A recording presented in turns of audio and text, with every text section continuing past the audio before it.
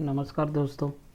आज हम इस वीडियो में जानेंगे कि अपना जो कम्युनिटी टैब है जो यूट्यूब में रहता है उसको हम अनेबल कैसे करेंगे विद इन 24 आवर्स। आपको अगर जानना है तो ये जो वीडियो है आप लास्ट तक देखो।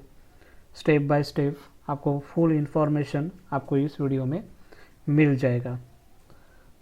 चलो अभी अपने नॉर्मल स्क्रीन पे अपन आते हैं।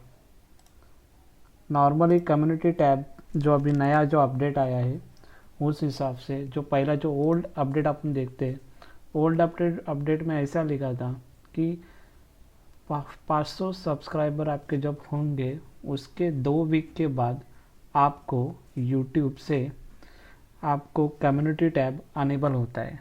लेकिन आज यूट्यूब से नया अपडेट ये आया है कि अगर आपका 0 सब्सक्राइबर भी है तो भी आप कम्युनिटी टैब अनेबल कर सकते हो। तो कैसे करना है, क्या कैसे आपको अप्लाई करना है, वो अपन आगे के वीडियो में अभी जानेंगे। जैसे कि आपको मैंने इधर दिखा रहा हूँ कि ये जो कम्युनिटी टैब है ये मेरा चैनल है।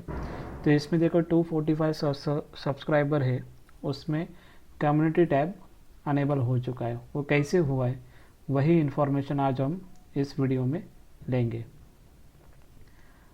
अभी कैसे करना है तो आपको नॉर्मली आपका यूट्यूब चैनल ओपन करना है।